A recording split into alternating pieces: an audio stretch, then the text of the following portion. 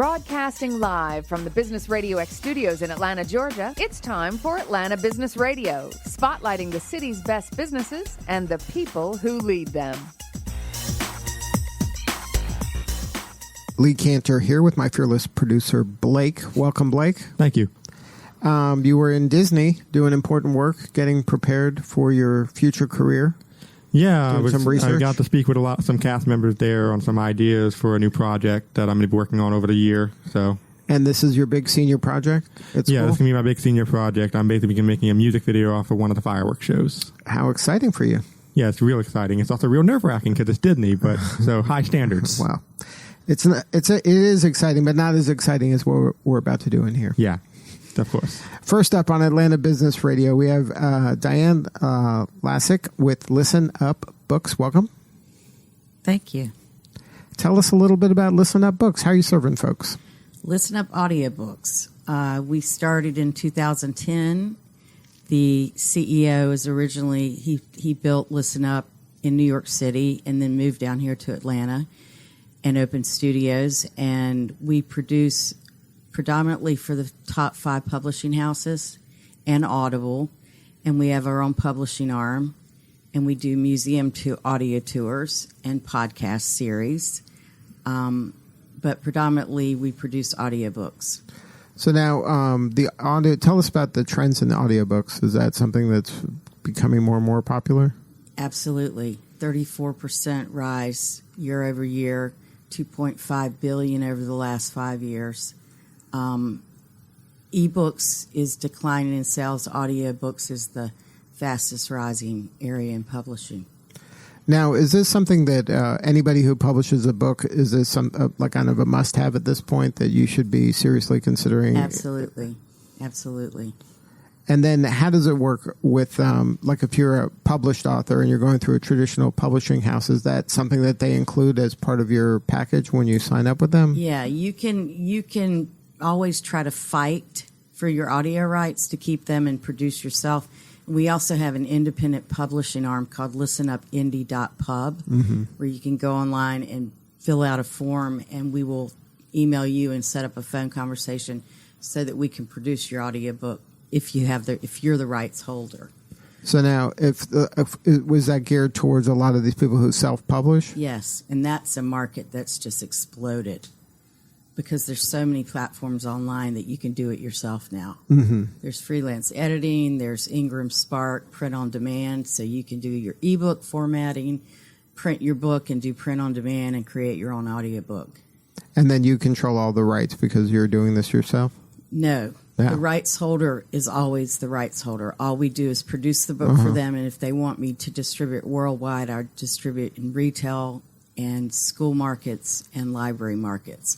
And they retain 80% of royalties, and we get 20%. And then there's a fee, though, also to create the audiobook? There's a fee to produce it, but distribution, we don't have any upfront fee to distribute worldwide. So if they're working with you, that's one of the benefits? Yeah, absolutely. Is that the distribution, it's variable based on sales. So you win when they win, everybody wins together. Absolutely, yeah, absolutely. And production-wise, we have very high standards. We have most of our engineers and directors are degreed. They've gone to Full Sail or SCAD or a university. They're audio engineers. And Atlanta has an amazing talent base for voice talent. We have incredible actors here. And we have over 200 voice actors in our library of voices. And that's here in Atlanta, or they can be anywhere? They can be anywhere, but the majority of them are here. And we actually have quite a few that have their own fan club, Fan club for voices? Yeah. There's fan clubs for voices? Oh, yeah, because if you fall in love with an audiobook, a narrator, and then you go find all his other books or her other books. They're choosing books based on the narrator? A lot of times they are because, if a voice really catches you, you're like, oh, my God, I could listen to that for hours, So how do you, who picks that? If a publisher wants us to publish their audiobook, then they'll give us an idea of what they're looking for. And then our casting director will select, 5 voices that match that. And then the publisher will pick that. If a an author who is the rights holder of their audio, we do the same thing for them. And so it's not just their opinion. There's somebody who has knowledge about the industry kind of helping them choose the right voice. Oh, yeah. We have a casting director that knows. If I say I need someone that's 40 to 50, slight Southern drawl, not too intense, then we can find that. Wow. Midwest male, 55, Is this more for nonfiction or fiction, or is it both? It's both. We do both. Fiction is definitely higher sales than audio, if you were to compare the both. But nonfiction, it would be more like business books or exactly what to say is a good example. That was like a very big bestseller. And in that case, is the author a lot of times the voice in a nonfiction, or is that the same? Nonfiction, business and self-help, a lot of times it's the author. But it really depends on what they sound like, You can hope if they're a professional speaker. Right, then they'll probably be okay. Right. Now, when they're doing the audiobook, how does it work, kind of the nuts and bolts of it? Is it something where they're just reading just the book and just word for word, or sometimes do they kind of interject like stories and make it kind of more conversational? We read straight from a finished manuscript, and the particular narrator has spent time with the book, read it, taken notes, gets a feel for characters, etc., so they know the book. But it's kind of word for word. They're not taking any liberties. No. And that's on purpose. Yeah. Right. Yeah. So there never is books where they kind of go off script? No. That's straight manuscript. So that's just the experience of an audiobook is right. So if you want something else, then maybe a podcast or something that's more conversational is the appropriate medium for that. Right. And then how'd you get into this line of work? I've been in entertainment from the start. I moved to Atlanta for Turner Broadcasting.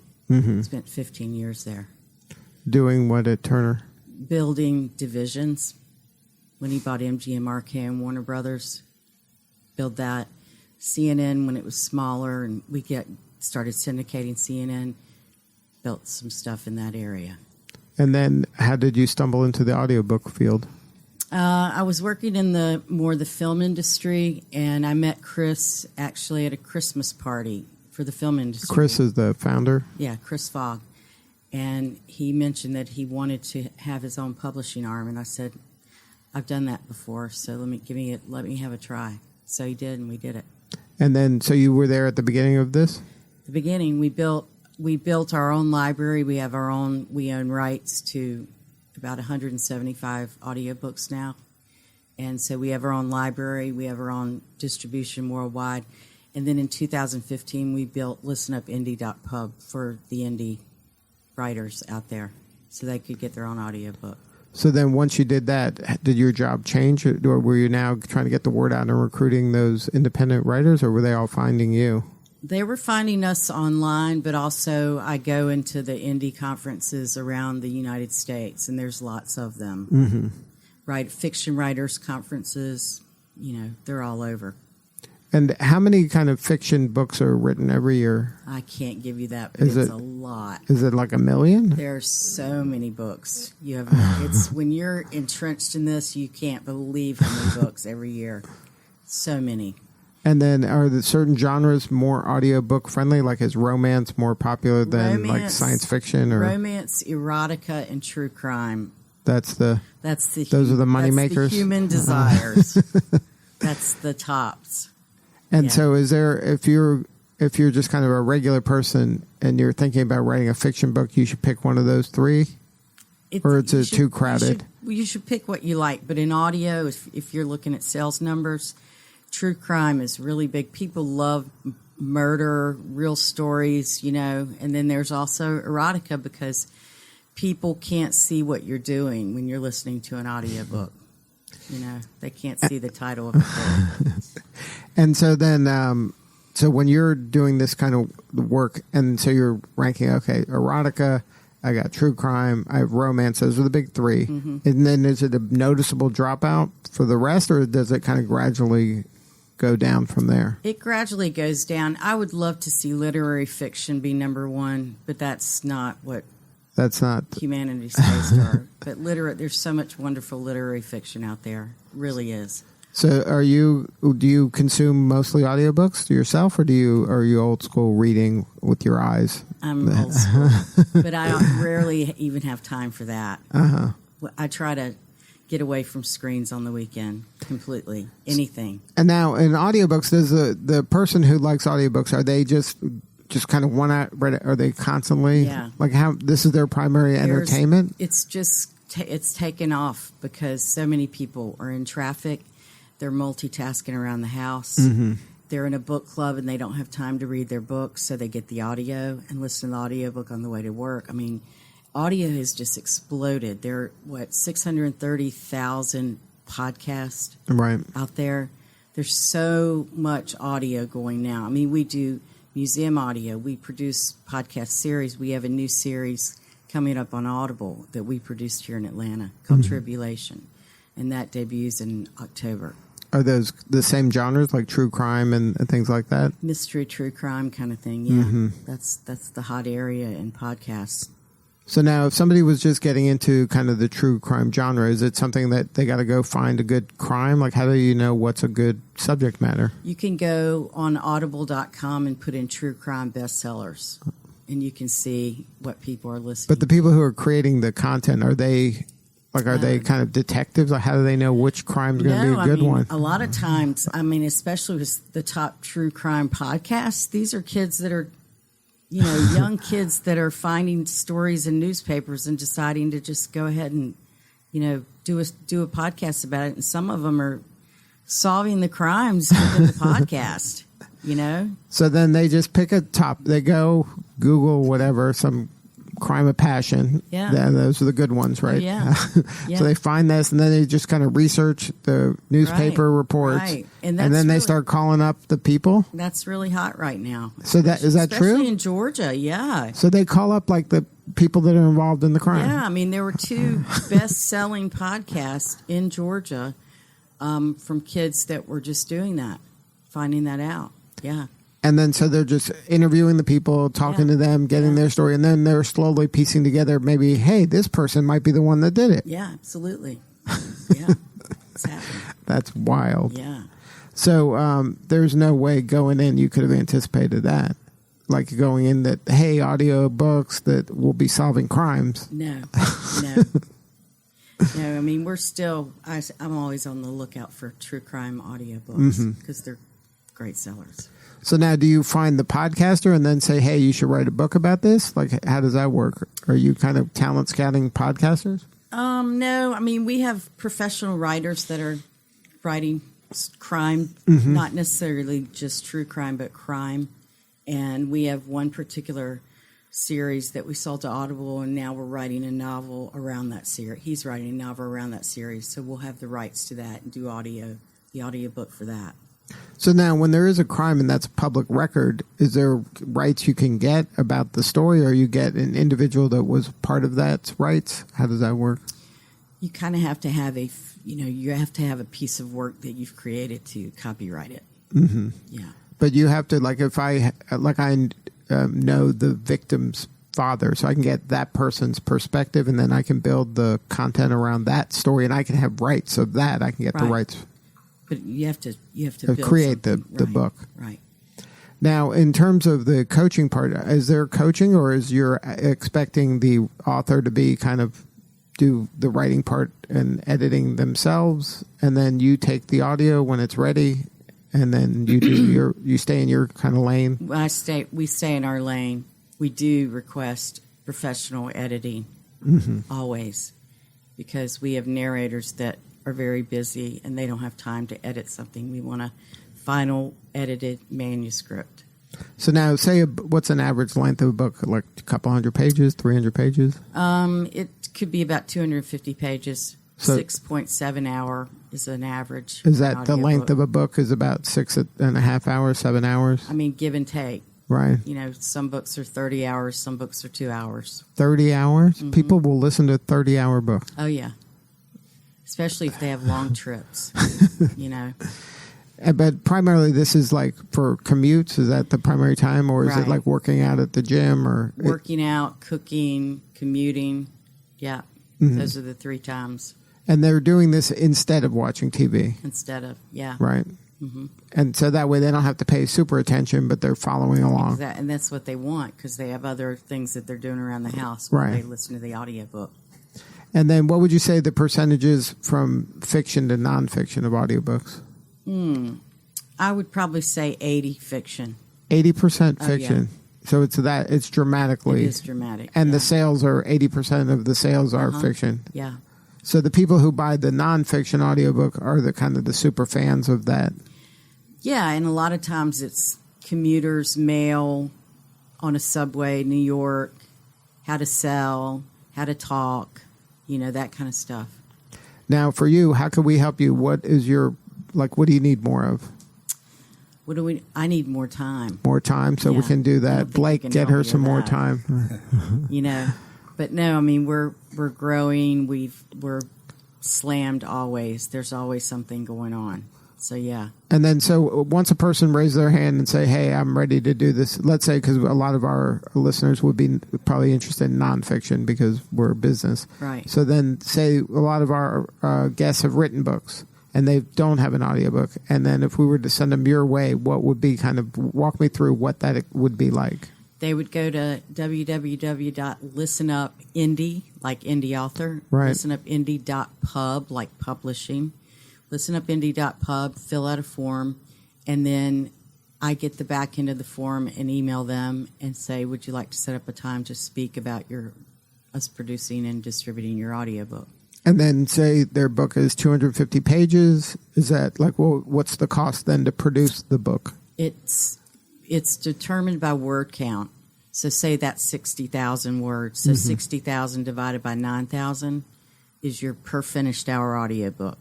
And you take that per finished hour times 350, and that's how much it's going to cost. And then, I agree, we do it, I pay you guys, and then, Pay half up front and half at the end. and then, that happens, and then now I just hand it to you, and or is that me assuming I'm the narrator?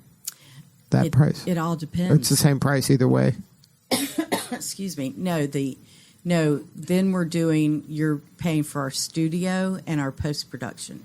You're the narrator. You're not paying for the narrator. But I'm paying for the studio and post-production. Studio and post-production, and then you come into the studio, record, and then we clean it all up and make an audiobook out of it. And then, say I do all that, then that could take how long? Like a month? 4 weeks. It takes about a month to go through the whole process. Right. How much should I be doing, speaking at a time, before I lose my energy, or there's probably best practices, right? 3 hours a day. 3 hours at the most? Is that what most people can do? Yep. And Like a regular person, not a trained 1 narrator? hour of an audiobook is about 3 in the studio. Oh, really? Yeah. In terms of they're doing it over and over again? Right, because you've got a edit or director and an engineer in there, and they're listening to everything going on and making sure it's perfect. Oh, so they're kind of as we go, you know what, why don't you do that and kind of punch up this at the beginning? Exactly. Wow. Mm-hmm. And then for you, what's the most rewarding part? Getting a bestseller. How many do you have? What's your personal bestseller? My personal bestseller is a book called Exactly What to Say, and it's by Phil Jones, and it's about how to communicate. It's more of a sales strategy communication book, and we are now producing Exactly What to Say for real estate agents. We are in the midst of that right now. So now it's a cottage industry. Yeah, he's a cottage industry. Is he local here? No, he's actually, I think he's British, but he lives in New York City. But his books there's something about Exactly What to Say that it's just unbelievable. Now, do people with British accent, do they sell more? Does British sell more than Australian? That sells more than Southern? Normally, I mean, it's kind of a can't define Midwestern U.S. You can't really define the accent. Is the best kind of audiobook narration. Mm-hmm. You can't say it's certainly not Southern. It's certainly not Southern. Southern. Not Southern, and certainly not from Boston or New York City. It's kind of that generic Midwestern Can't Define. And is that's the most popular. now. Have you ever done a test where you did one like British and one American voice, and then head to head, and then the British sells more? Like, is there data for that? They all audio test a lot of things. Big Audio tests a lot of things, and like I said, it's certainly not going to be the British. Certainly not. Yeah, because some people just can't listen to that for 6 hours. Even Harry Potter. Well, that's a different story, But You think anybody could have read that? well, no, I mean I think that's a separate thing in itself. But just your average book, it's that Can't Define Midwestern accent. And then for true crime, Midwest works really well. Yeah, depending. I mean, it could be a Southern Gothic serial family murder thing. So would Southern be better for that, or not? Yeah. Oh, then because it's like kind of part of the mood Exactly, and the ambiance. and we've actually had a few bestsellers that were Southern with a Southern narrator. Do you add special sound effects and things like that? We can do that, but not typically. Probably 95% of audiobooks do not have any special effects, and it's just their words, just them speaking into a microphone. Exactly. Yeah. All right. If somebody wanted to learn more, what's the coordinates? What are the best way? Like, do the independent. If you're an independent author and want to produce your own audiobook, it's www.listenupindie.pub, P-U-B. And then there's lu.audio, which has all the things. That's your library? No, that's listenupaudiobooks.com. That's to buy audiobooks, and some of those are our library. But the other ones for services. lu.audio is museum tours, sound design for films, audiobooks, everything. All the podcasting, services. yeah. And then you have studios throughout Atlanta that you use? Yeah, we do. We have 11 studios. We also have Magic Lantern Studios, which is film and video.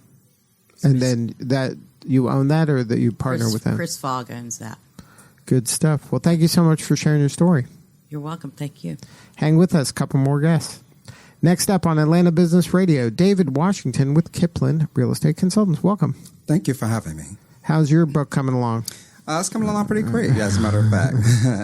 So now if you need an audiobook, I got a person for you. And I definitely would need it. So tell us about Kiplan. How you serving folks? Kiplan Real Estate Consultants and Advisors is a full-service real estate brokerage firm. My expertise has been dealing with, and the simplest way I can say it is dealing with real estate-related issues. My expertise is in foreclosures, divorce, probate. Believe it or not, the best way I can sum it all up is anything that deals with drama and an address. And there's a lot of that going on right now. So this true crime, it really that kind of struck a nerve there. Oh, yes.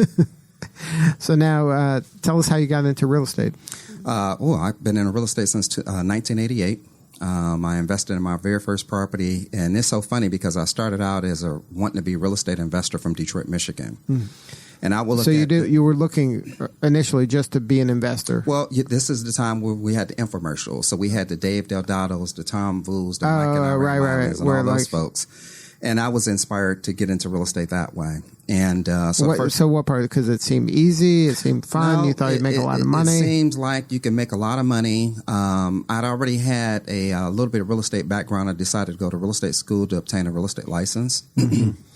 And unfortunately, in Michigan at the time, specifically Detroit, at the time that I got into the property, to the real estate business, people's homes were depreciating faster than they were paying them off. Oh, wow. So even though you had a huge surplus of He foreclosures. didn't mention that on the infomercial. Oh, no, they didn't mention any of that. Nor did they mention that in Michigan, the average price of a property is about $35,000. So these folks are driving around in Rolls Royces and all these extravagant automobiles, and the average price of a home is $35,000. So how are you able to make $100,000, $200,000 on each real estate transaction? So they failed to mention that as well. That math isn't adding up. It did not add up.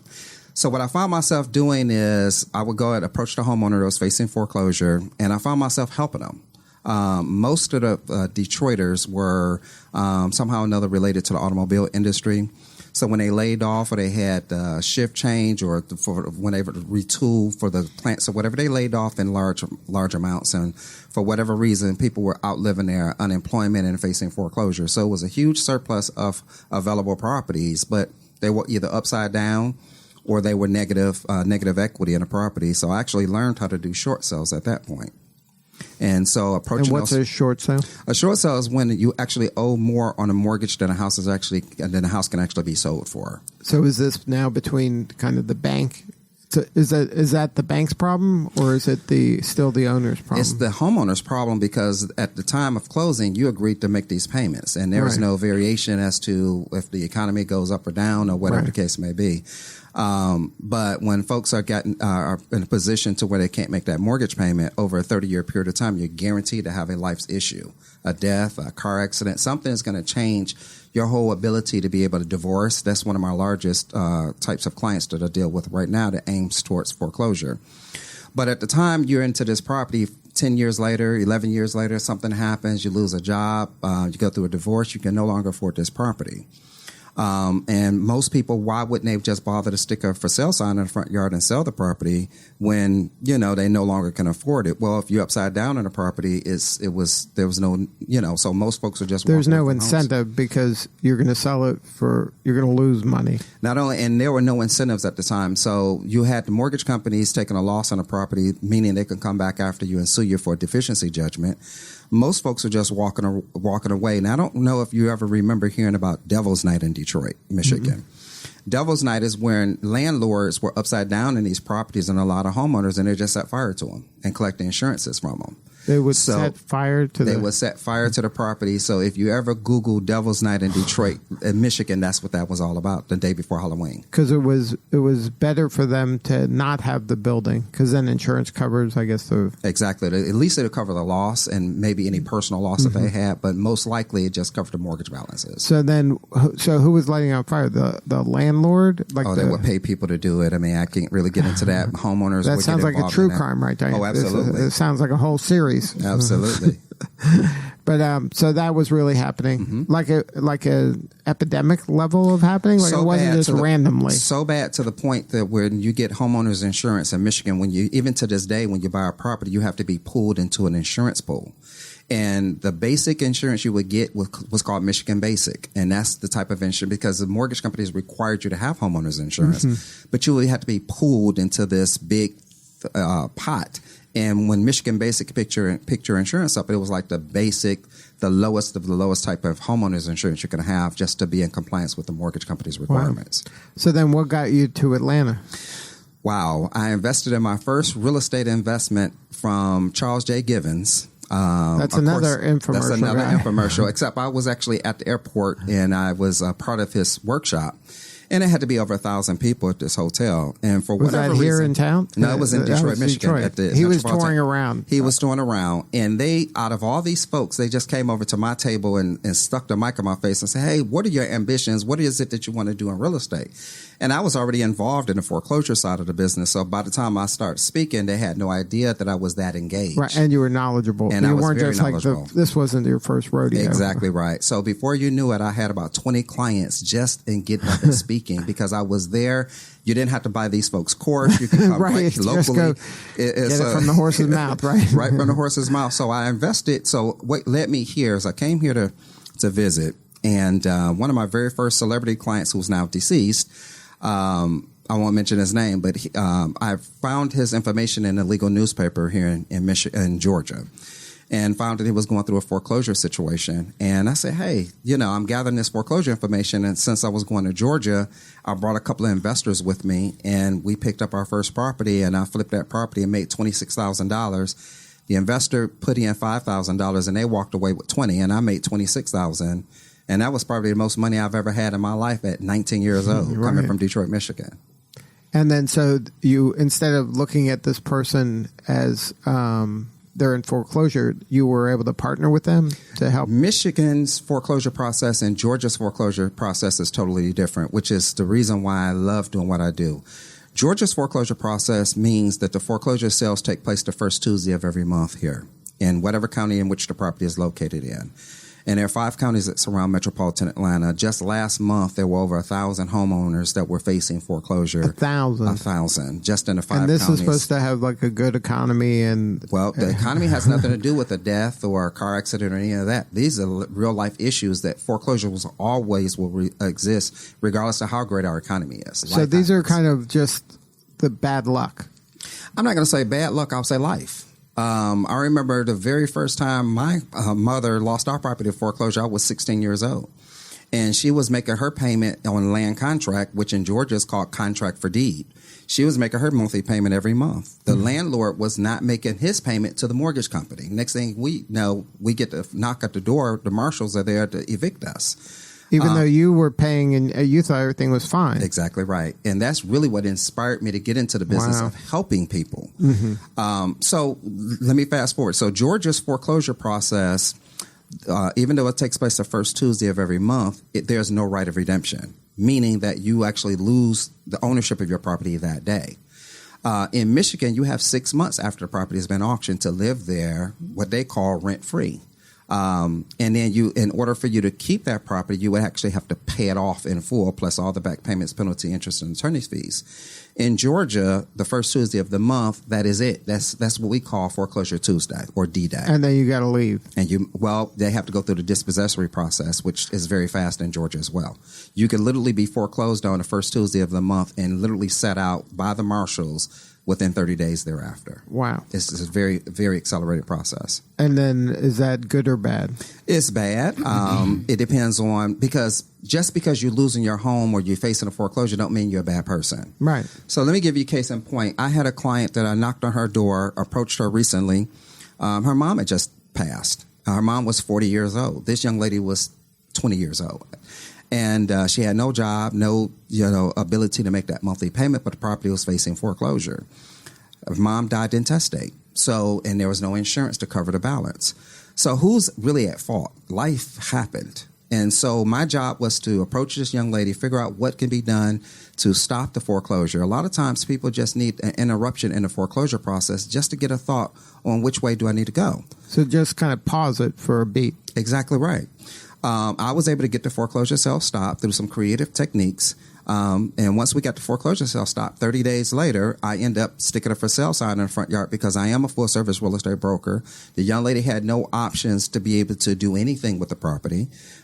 We did get her set up with a judge who set her probate up because there was no rights that she had on the property whatsoever except as an occupant.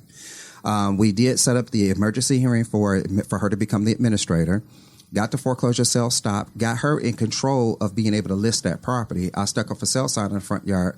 So not only are we looking at a foreclosure, but the property was substantially underwater. So now I'm doing a short sale on the property as well. I ended up getting about 14 offers on the property within the first 6 hours that I had the property listed. And even though we had so many offers, none of which would have covered the entire balance. So I was able to go in, get the foreclosure sale stopped, set her up through the administrator so she has the authority to sign off on the property, put the property on the market, get the short sale initiated with the mortgage company, and they were able to give her a $5,000 relocation incentive just to vacate the property. And I sold the property successfully. So then all the constituents kind of won there. Exactly right. People can split money. They can't split a property. Right. So, yes. So you got to get it into money. Exactly right. And that's what you help people do. That's exactly right. And then what about there's something that my dad's old and he gets bombarded with these reverse mortgage stuff. God, yeah. And then they seem a little too good to be true. Well, they're not. And it just depends on what your circumstances are, what your end game is upon your demise. If you're not planning on transferring the property over to your heirs, or splitting the equity in it or whatever, your children have doing well, you don't have any really financial need upon your death, then a reverse mortgage may be a good thing because you no longer have a mortgage payment. I was actually able to use a reverse mortgage that had gone through the process of the mother and the father dying. The son lives 75 miles away from Atlanta. He has no desire to be back at the property, to do anything with it. Are you allowed to reverse mortgage a house you don't live in? No. You must occupy the property as a senior citizen, but both of these people passed. Right. So the son didn't want to have anything to do with the property. He was able to enjoy some of that equity when the homeowners pulled that equity out when they got that reverse mortgage. So he's basically saying, David, I just want to sell the property for what's owed on it. I stuck a for sale sign in the front yard for him, gave him a discount on my commission, and we were able to get the property sold immediately. And I've also been very successful with doing reverse mortgage short sales. A lot of times these reverse mortgages are put on a property, just depends on where they're located geographically, will determine whether or not the property is going to appreciate or depreciate. In this particular case, the property lost about $30,000 in value. So the mortgage company had no problem in accepting a short sale. As a matter of fact, I've probably negotiated about 800 or 900 short sales since 1988. I've never had one rejected. Wow. Now, what are the hot areas in town nowadays? This part of Atlanta, anywhere Atlanta. Right now, a lot of people are investing in these areas that near downtown, where the property values, they can get these houses for like $20,000 or $30,000. Do a major renovation on them and sell the properties for $150,000, $200,000. So you have a lot of pockets of metropolitan Atlanta. That's actually a lot of gentrification in the downtown area, like where like Summerhill and Cabbagetown. Exactly, especially Cabbagetown. That's a good thing and it's a bad thing. A lot of homeowners advocate for homeownership, and so when a client approaches me, I have to make a determination on whether or not I can help that client. I've actually had people not make a mortgage payment in over 10 years because they understand how to finagle the system. You can finagle the system for 10 years? Even longer. And let me give you just some hints on that. That's crazy. Well, it is, but those folks know how to file bankruptcy, pro se. The wife can go file, and that will buy about 8 or 9 months. The husband could go and turn around and refile. That'll buy about 8 or 9 months. The wife can go back and have a bankruptcy case reopened. You can file a wrongful foreclosure case against the mortgage company. And you're still living there. You're still living there the entire time, rent-free, mortgage-free. Wow. The problem is when I get these clients, I have to determine, being a broker, a licensee, advocating for homeowners and enabling people to continue the foolishness. I have to make a discernment on that. And at the end of the day, what my system, the expertise of my system is to have everyone involved in the transaction shaking hands later. The mortgage company, the homeowner, the bank, and everybody. Exactly right. So that's probably, those people aren't a good philosophical fit. Exactly. And it's funny because the only people that's crying about the banks have done them wrong are the people that's not making mortgage payments. Isn't that amazing? So I had another client who he approached me. He was a real estate broker, had been in the business long before I was born. But he never had a problem with making his payments. Something happened in his life. He had degenerative heart disease, and he was preparing to die. He had about $1.5 million of equity in the property. He had this home built, elevators in it. It was a gorgeous home. And his goal was to keep the mortgage company off his back long enough so he can make his transition, sell the property, give the equity to his wife so she can go and pay cash for a home and keep it moving, because his life insurance was very minimal and he really had nothing to leave her. His mortgage payment was about $8,000 a month. He had not made a payment in about 3 years. So his attorney referred him to one of the top people in Georgia, myself, is included within the top 10 that specialize in what I do in the entire United States. An attorney located me and said, hey, listen, I've exhausted all the legal options. What else could be done to prolong this situation? Make a long story short, we were able to negotiate a settlement with the mortgage company. It was ended up being a short sale, because although the property had $1.5 million equity in it, a property that is sellable versus a property that is marketable are totally different. Right. This property's equity meant nothing because the home was built specific for he and his wife's likes. Right. So folks were coming in, we didn't like this. So it would have been a rehab for a lot of folks. So they were lowballing the offers. But we ended up getting a foreclosure sale stopped in this property 3 additional times with my techniques. Before this gentleman died on his deathbed, I ended up seeing him, and he, just hugged me and embraced me. His wife was standing there. We were able to get the foreclosure sale stopped at last time, sold the property. His wife walked away with about $50,000, and he was okay with that. Mm-hmm. And then right now, you're launching an online course. Now it's your chance to be the one teaching others. And I'm so glad to hear from your first guest, because I definitely plan on engaging her services. But my books are all about what I do, but not more like a do-it-yourself type situation, but it makes it easier when you're engaged in it yourself. Mm-hmm. I am one person. I've been doing this since 1988. I am now 52 years old, and I want to do other things with my time. My oldest child is 32 years old, and I have a 4-year-old now. So I'm kind of starting this process all over again. And I'm really enjoying this side of my life. But what I love doing is helping people. And so this book that I'm writing is actually a course, and it's called Second Chance Homebuyers. And it's about dealing with people that have had a life crisis that need home ownership or need housing today, but they have a series of things that have gotten them out of whack. Right. So there's some hurdles. Exactly right. And this book teaches you not only how to get around those hurdles, but how to address those hurdles and deal with them today. Mm-hmm. This is a very complicated real estate market that we're in. Things are constantly changing. For instance, as of July 1st, the Dodd-Frank has been relaxed to where banks are able to lend more, which is a beautiful thing. However, as of July 1st, the 4506 has changed. So now a homeowner cannot, a third-party mortgage company can't get direct access to your taxes. You actually can order the tax transcript. So if I go and apply for a loan, the mortgage company, I'm going to sign a 4506T or 4506EZ, allowing them to pull my tax transcripts. Even though I'm giving you my physical tax returns, they don't believe that. They want to get it directly from the IRS. Well, as of July 1st, the IRS do not send third parties at all tax returns. You can request it, but it has to go directly to the homeowner, and a homeowner can send it to the individual third party. And we understand why that was put into effect. Right, but so that's okay, but I can't hand them the paper. They can't get it directly from the IRS. Right, but so I that's can, a huge chance I can for get fraud. it from the IRS, and then I can hand them. As you, the Right. actual taxpayer, yes. So that creates more complexity for me now. I'm in this a little bit. Well, the mortgage company is banking on the information coming directly from the IRS as factual. Right.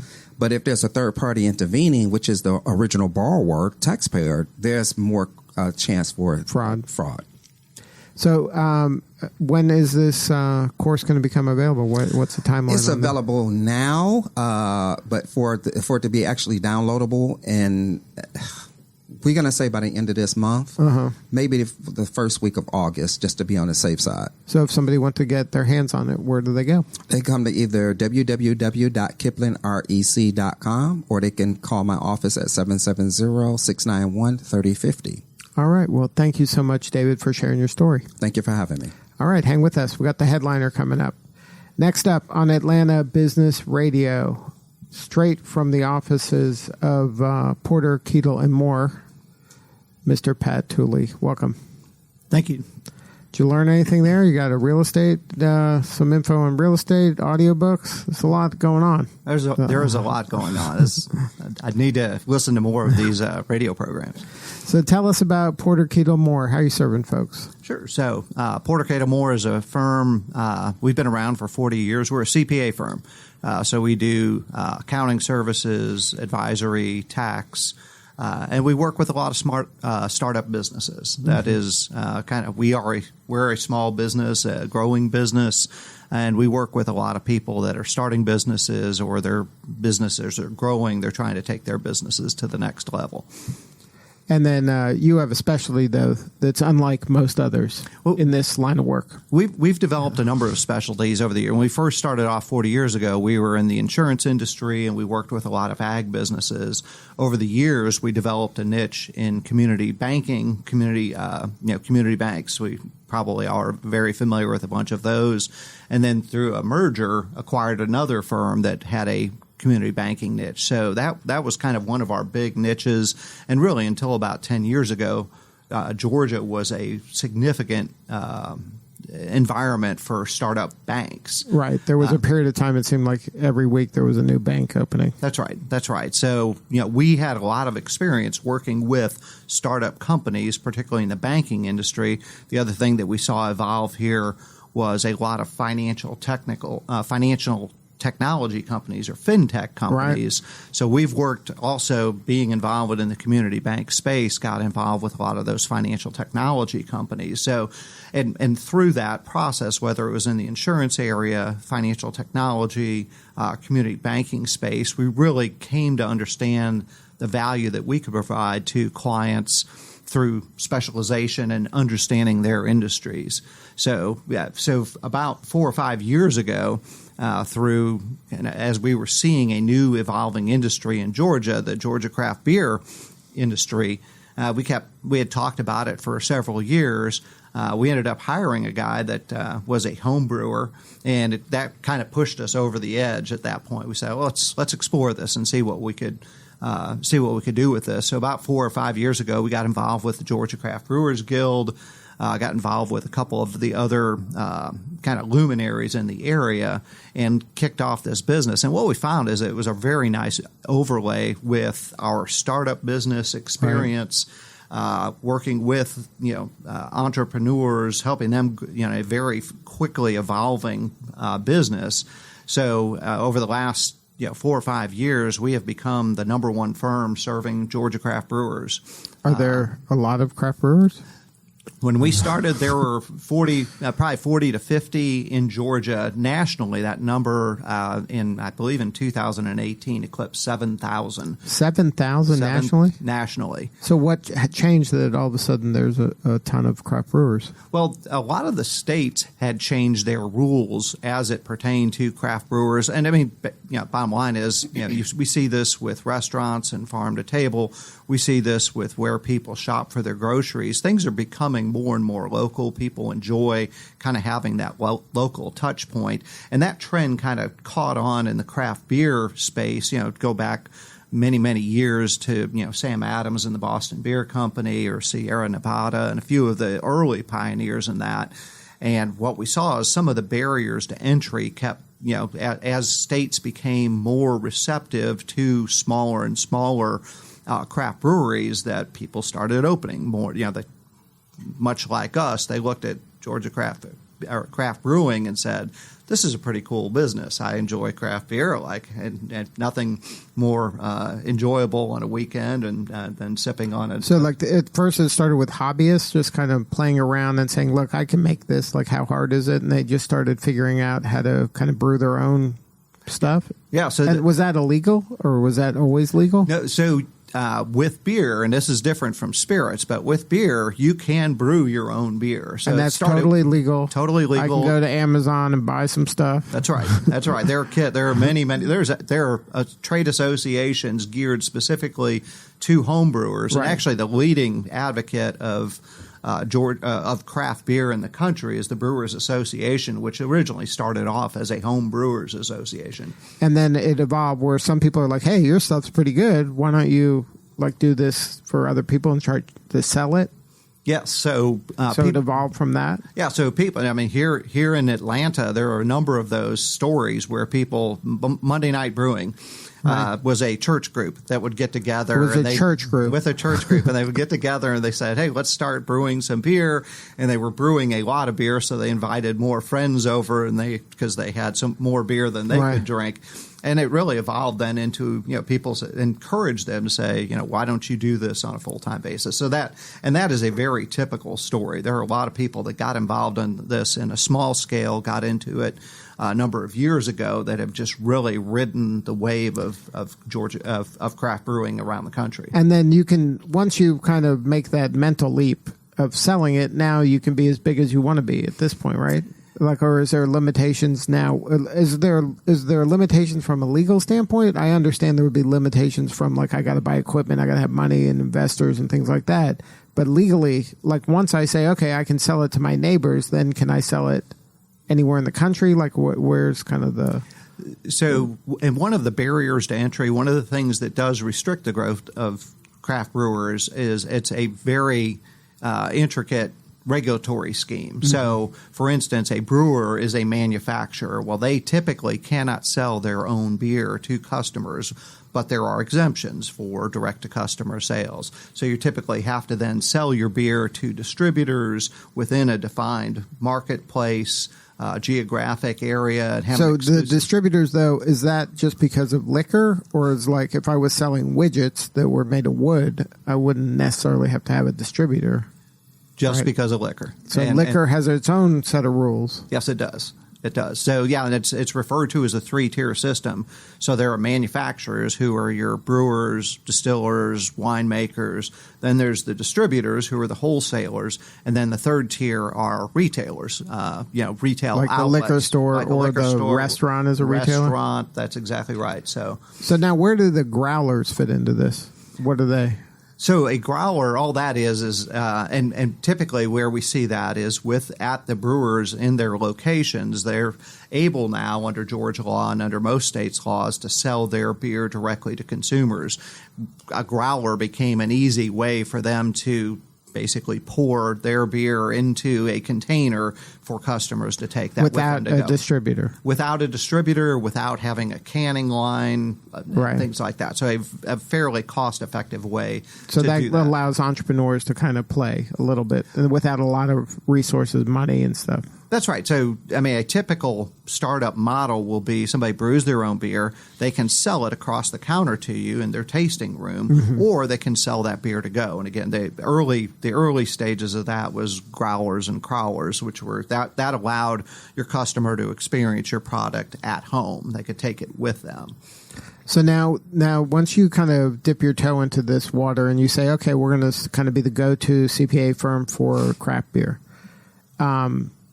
Is there a lot of competition? Or are there other CPAs saying, hey, I want to get involved? Or did you have this kind of to yourself? In Georgia, we found there really wasn't a concentration of CPAs doing this. There were a lot of CPA firms. Every brewery had a CPA, but there really wasn't a concentration of that. So from a competitive standpoint, it was a great spot for us to get in. And again, doing the homework on the industry, understanding all of the specific issues for the industry gives us a huge leg up then when we're talking to prospective clients. Because there's a lot of little things that become big things if you don't pay attention, right? That's right. We actually have a list. It's my not a dirty dozen. It's more than a dozen things at this point. But there are a lot of commonly missed items that pertain specifically to breweries or manufacturers, but from either a regulatory, a tax, business standpoint, getting business loans and things like that. And we've developed that list. And typically when we're talking to a client, we go down and throw some of those out. Where not very many of our prospective clients are missing every one of them, but nobody's batting 1,000. Nobody's batting 1,000 either. Now, we're talking specifically about craft beer, but we just recently had somebody that opened a vodka distillery. Is that a totally different thing, or that's kind of adjacent to what you guys do? It's adjacent. We actually have several distillery clients as well. So it's a different federal license. There's a craft brewer's license, there are distiller's license, and then there are farm winery and wine licenses, winery licenses. So different, but they're similar. in the neighborhood. They're in the neighborhood. And then so you'd be able to serve all of those people as well. That's correct. Similar regulatory structure right. in terms of the 3 tiers, distributors. And the kind of that checklist probably applies a lot of it. It does. So distillers, by and large, are also considered manufacturers. So a lot of the same rules apply to them. And then they typically go through a distributor. And they don't, I guess they could have a little tasting room, but the vast majority of their revenue will come from distributors, though. Yes and no. I mean, so here in Atlanta, we've got ASW, is a big distiller. They have a fairly large tasting room, but yeah, I mean, people are not going in there and having, probably the same volume of distilled spirits drinks that they would maybe having a beer or two. Now, when the to-go product, selling a bottle of whiskey or vodka or something like that to go, obviously there's probably a larger sale there as opposed to selling a 6-pack or a case of beer. So now, what's your biggest success thus far? Well, our biggest success is, as I mentioned earlier, is just the traction that we've got in this industry. We currently are working with 12 breweries that are open for business out of the roughly 70 or 80. There are another 80 to 100 breweries in planning. We've referred to them as dreamers. And we're working with another 12 to 15 of those. So at this point, we're working with somewhere between, 12 and 25 breweries. So that success has been very, sometimes we try something, we go into a new market industry, and a lot of times, if you're lucky if you're batting 250 or 300. Sure. So it's great to see the success and the traction. And again, I think we're a very good fit for them as small emerging businesses. We can help them beyond just their basic accounting to help them think about strategic, kind of their finance department, if you will, to help them with their growth and evolution. Now, do you find this to be the case where, like, you're working in this niche of craft beer, and then then the distillery, like these other kind of adjacent things come, and that makes sense. Now, do people, like, there's a pro and con when any business says I'm going all in on a niche, because then they're like, oh, they're the craft beer people, they wouldn't understand my manufacturing or something like that. That's kind of that's a fear for a lot of entrepreneurs, that if I do go and say I am great at this, then I'm not going to get any other business. My feeling is that's not necessarily the case. You might be great at that, and you might know where all the danger is and where all the opportunity is because you are so immersed in it. But that still opens doors for other things as well. Like, this hasn't hurt your business by going niche in craft beer, has it? No, it has not. As a matter of fact, I think it expands our we've had that exact experience where people said, oh, you guys just do a bunch of community banks, or right. You're into financial technology. Now they're seeing that we have kind of multiple verticals, multiple right. industry niches, and that we can function in those. And frankly, a lot of the small business things are very common. Again, there's certainly some specific things related to craft beer or community banking and things like that, but the small business piece of it is very usual in terms of I'm starting up a business. I got to do certain, comply with all the different tax laws. I have to, I'm typically getting some borrowing from the bank or from the Small Business Administration, different things like that. So there's a lot of common themes there that once you work with small and startup businesses, we can kind of conglomerate or aggregate those and our experiences there and present that to a prospective client as well. So now when you work with a business or an entrepreneur or a startup, that is different than an enterprise level, right? Because sometimes the sophistication isn't there and they don't know what they don't know and things like that. What does kind of working with you feel like? Is this something where I just, dump a box of tax receipts at the end of the year and that's our relationship? Or is it more proactive and you're trying to kind of consult and coach me up, maybe on a regular rhythm? Yeah, our goal is to kind of plug those gaps and to truly be a complement. We work with, some of our clients are fairly sophisticated from a financial accounting and reporting standpoint. Some of them are home brewers and they've got a day job doing something else and they don't understand, have never run a business. Some of our clients have run small businesses before, but again, they're not accounting and tax experts. So depending upon what their needs are, we've got bookkeepers on staff. We've got people that can work at all different levels with them. So our goal is to meet with each of them, understand what their needs are, and then build services that complement whatever it is that they need. And then, again, work with them and coach them to kind of help their businesses get to the next level. So we do work with some startups.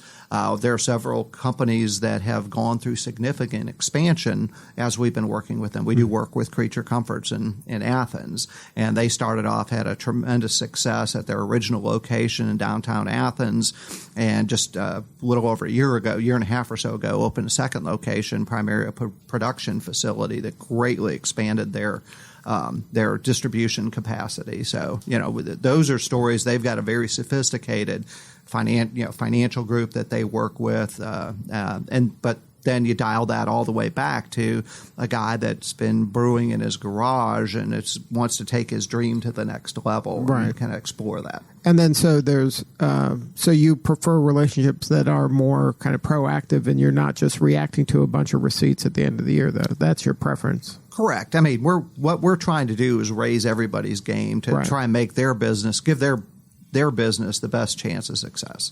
So if somebody wanted to learn more and have more substantive conversation, what's the best way to get a hold of you? You can, on our website, www.pkm.com.